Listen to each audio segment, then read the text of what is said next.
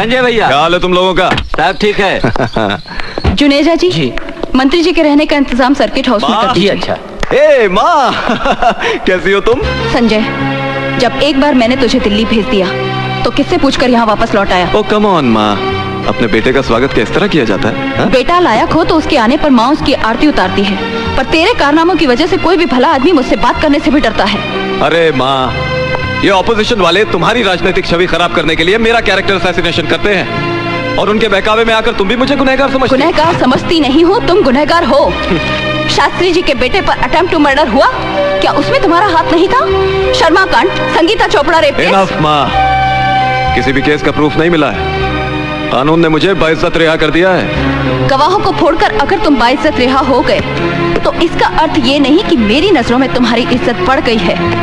तुम्हारे कारनामों की वजह से मुझे भले घर के लोगों ने अपने घर के शादी ब्याह में निमंत्रण देना भी बंद कर दिया है। किसने तुम्हें न्योता नहीं दिया माँ? दीक्षित जी के साथ कितने पुराने और गहरे संबंध हैं हमारे, उन्होंने अपनी बेटी की शादी में मुझे बुलाया तक नहीं। कितने अफसोस की बात है मेरे लिए और कितने शर्म की बात है तुम्हारे लिए। कुछ खाने के लिए लाओ? हाँ चाची, मैं अभी आई। मैं तो कहती हूँ बहुत अच्छी लड़की है ये। इधर शिल्पा को विदा कर दो और उधर अर्जुन का ब्याह रचा दो। अरे ऐसे कैसे कर दे हम शादी? अच्छी लड़की है तो क्या हुआ, पहले ये तो पता चले दहेज में क्या लाएगी। हाँ अर्जुन, सारे मेहमान तुम्हें बाहर ढूंढ रहे हैं, तुम यहाँ क्या कर रहे हो? लोग शिल्पा के जेवर देखने आएंगे ना। हाँ मैं सजा रहा हूँ। आज शिल्पा की शादी हो जाएगी, उसके बाद तुम्हारी बारी आएगी ना। हाँ, घर वालों को तो यही विचार है। अपनी शादी पे मुझे जरूर बुलाना, मैं दुल्हन को अपने हाथों से सजाऊंगी। क्या कहा तुमने? बहुत खूबसूरत लगेगी तुम्हारी दुल्हन। निशा, आज तो तुमने ये बात कह दी, मगर दोबारा भविष्य में भी ऐसी बात सपने में मत सोचना। क्यों? तुम सारी जिंदगी कुंवारे रहोगे क्या? मैं 7 फेरे सिर्फ तुम्हारे साथ लूंगा। संसार की कोई भी शक्ति तुम्हें मेरी पत्नी बनने से नहीं रोक सकती। मैं मृत्यु को गले लगा लूंगा, पर तुम्हारे बिना जीना मेरे लिए असंभव है। अरे मैं तो मजाक कर रही थी, तुम सीरियस हो गए। मजाक में किसी की जान नहीं ली जाती निशा। अर्जुन, मेरे दिल में तुम्हारे लिए कितनी जगह है ये तो मैं ही जानती हूँ। आप लोगों का कार्यक्रम खत्म हो गया हो तो अर्जुन जी जाके बारातियों को खाना खिला दीजिए। जी। और सुन, तेरे पिताजी ने दहेज में क्या क्या बनाया? ये तो चांदी है, सोना नहीं बनाया। महाराज, रोटियां कहाँ हैं? बोला जरा रोटियां लाना भाई। अर्जुन! शिवा! सॉरी यार, आने में देरी हो गई। वो क्या है कि दिल्ली फ्लाइट लेट पहुंची ना। बड़ा आदमी बन गया है, हवाई जहाज से चलता है। मैं तेरी तरक्की से बहुत खुश हूँ। आराम से, शिल्पा बहन का तोहफा गिरा दिया ना। शिवा, ये रिवॉल्वर? छोड़ना यार, चल। शिवा, तू मुंबई में कोई उल्टे सीधे काम तो नहीं करता?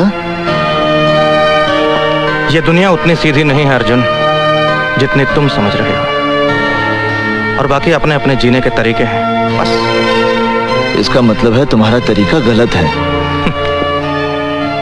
क्या सही है और क्या गलत है, ये वक्त नहीं है बहस करने का। माँ साहब बधाई हो, बहुत बहुत बधाई हो माँ साहब। भाई, माँ शिकायत कर रही थी कि आप लोगों ने हमें शादी का कार्ड तक नहीं भेजा। क्यों, हमसे कोई भूल हो गई क्या? नहीं संजय बाबू, कार्ड तो भेजा था। आपका मतलब है मेरी माँ झूठ बोल रही है? हाँ? शादी के दिन डोली की जगह अर्थियों को कहा। तुम लोग कुछ नहीं कर पाओगे। शिवा, हाथ जोड़ता। शिवा, आज कुछ नहीं करेगा तू? तुम लोग इससे डरते क्यों? इतना समझ में नहीं आता मुझे। ये बड़े घरों के लौंडे हैं, किसी दिन लपेट दिया ना किसी ने तो 7 पुश्ते इसकी भजन गाती पैदा होंगे, बता रहा हूँ। अर्जुन, हाँ? अर्जुन कौन है वो? संजय शर्मा। शिल्पा, शादी होते ही मुझे भूल तो नहीं जाओगी? संजय शर्मा, यस। आपने खुशी के मौके पर आकर काफी टेंशन पैदा कर दी। अब आप प्लीज यहाँ से चले जाइए। आप हैं कौन? आई एम निशा। ओहो, तो आप हैं निशा जी। भाई बिल्लू ने आपके बारे में बहुत कुछ बताया। मैं भी आपके बारे में बहुत कुछ जानती हूँ। अब आप ओके, लेकिन हम लोग फिर मिलेंगे। डेफिनेटली। चलो बे। निशा, क्यों तुम उस गुंडे के मुंह लग रही थी? Forget it. चला गया ना?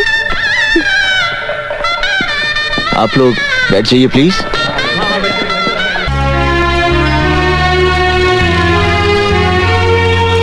अच्छा लग रहा है ना हमारा ऋषिकेश?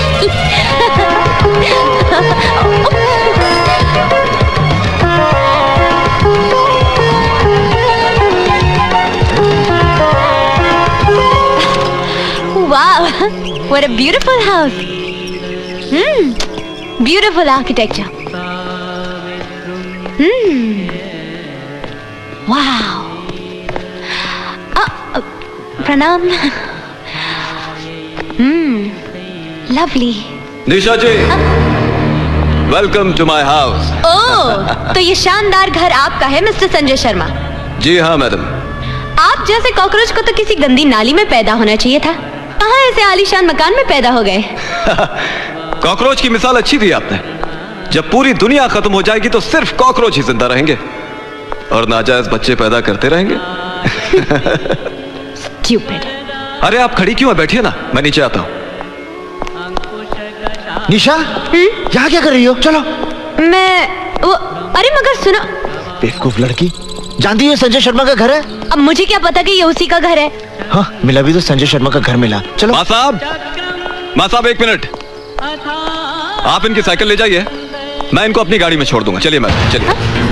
अरे क्या चलिए ना। मेरा हाथ छोड़िए। हाथ छोड़ने के लिए थोड़ी पकड़ा है। चलिए। संजय बाबू, आप क्यों जबरदस्ती कर रहे हैं? छोड़ दीजिए ना इनका हाथ। अच्छा। अबे ओ बिल्लू, अगर हमने इस कन्या का हाथ नहीं छोड़ा तो माँ साहब को बहुत गुस्सा आ जाएगा और वो हमें धक्का दे देंगे।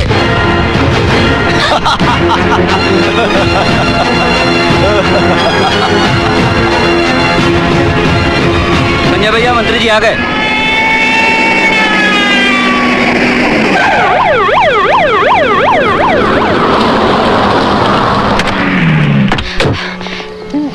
देखिए मंत्री जी, ये संजय शर्मा मुझे जबरदस्ती अपने साथ उठा के ले जाना चाहता है। क्या बात कर रही हैं आप?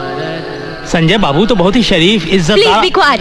उसने जबरदस्ती मेरा हाथ पकड़ा। उसे कुछ कहिए सर। तुम चिंता मत करो। कौन है वो लड़का? मंत्री जी, वो मेरा बेटा है। संजय, ये क्या तमाशा बना रखा है? अरे माँ, ये लड़की खुद चलकर यहाँ आई है। इसे मालूम था कि आज हमारे यहाँ होम मिनिस्टर साहब आने वाले हैं। मुझे तो लगता है माँ, ये ऑपोजिशन वालों की चाल है आपको बदनाम करने के लिए, जिसमें खामखा ये लड़की मुझे भी इन्वॉल्व कर रही है। ये झूठ बोल रहा है सर। आप चाहें तो प्रोफेसर दीक्षित से पूछ लीजिए क्या कर रहा था और उनको भी इसने किस तरह मैनहैंडल किया। 1 सेकंड मैडम, 1 सेकंड। माँ साहब यहाँ आइए जरा।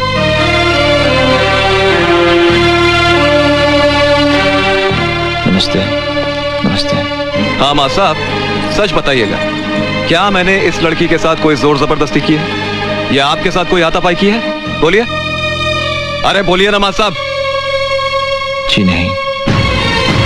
देख लिया माँ, मैं कह रहा था ना ये लड़की झूठ बोल रही। अरे ये सब पॉलिटिकल गेम्स हैं। चलिए अंदर चलिए। आइए मंत्री, आइए।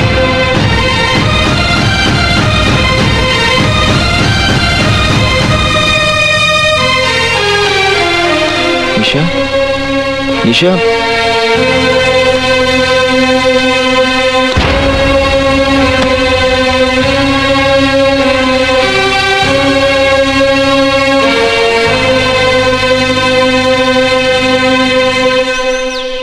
निशा, निशा, निशा। अर्जुन, तुम यहाँ क्यों आए हो?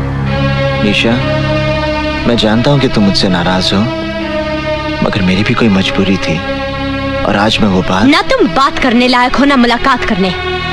निशा, निशा। बाहर निकलो यहाँ से। ऐसे क्या? ये क्या कर रही हो निशा? मेरा नाम जपने से तुम बहादुर नहीं बन जाओगे अर्जुन दीक्षित। तुम्हारी मर्दानगी सिर्फ नदी में कूदने के लिए है, इज्जत बचाने के लिए नहीं। थू है तुम पर। निशा। वो 2 कौड़ी का गुंडा मेरे साथ खिलवाड़ कर रहा था और तुम उन बुज़दिलों की तरह खामोश खड़े थे जो दूसरों की मर्दानगी के पीछे अपनी नामर्दगी का मजा लेते हैं। निशा। तुम जैसे कार को अपनाने से तो अच्छा होगा मैं उस गुंडे बन जाऊं। अगली बार यह हाथ किसी मर्द पर उठाना।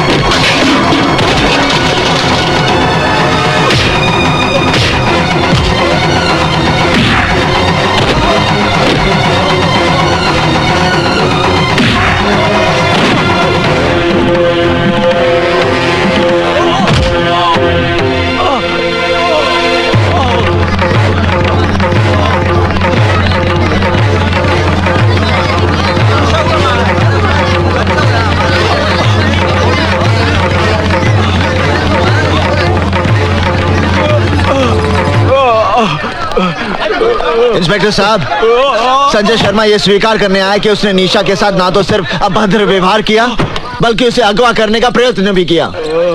संजय बाबू, ये आपके साथ मारपीट करके कहीं जबरदस्ती तो कबूल नहीं करवा रहे हैं। इंस्पेक्टर साहब, you should be ashamed of yourself। आप लोग अब भी इसे बचाना चाहते हैं, जो इस शहर की इज्जत को जब चाहे तब रौंदता है। आप मेरी रिपोर्ट लिखिए। मैडम क्या है वो? आप मेरी रिपोर्ट नहीं लिखेंगे तो मैं मंत्री जी के पास जाऊंगी। माफ करना संजय बाबू, ये हमारी नौकरी का सवाल है। आइए। अबे थानेदार, तेरा दिमाग तो नहीं खराब हो गया? मुझे बंद करेगा तू? साहब, मेरे छोटे छोटे बच्चे हैं, मैं सब संभाल लूंगा। बलन सिंह, सेल साफ कर दो। छोड़ मुझे, अबे छोड़।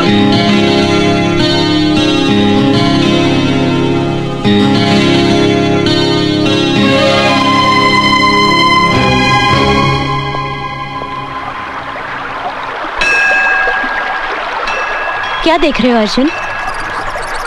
शास्त्र उठाने वाले हाथ आज शस्त्र बन गए। ये नेक काम तो तुम्हें बहुत पहले करना चाहिए था। अन्याय के खिलाफ हाथ उठाना न्याय है।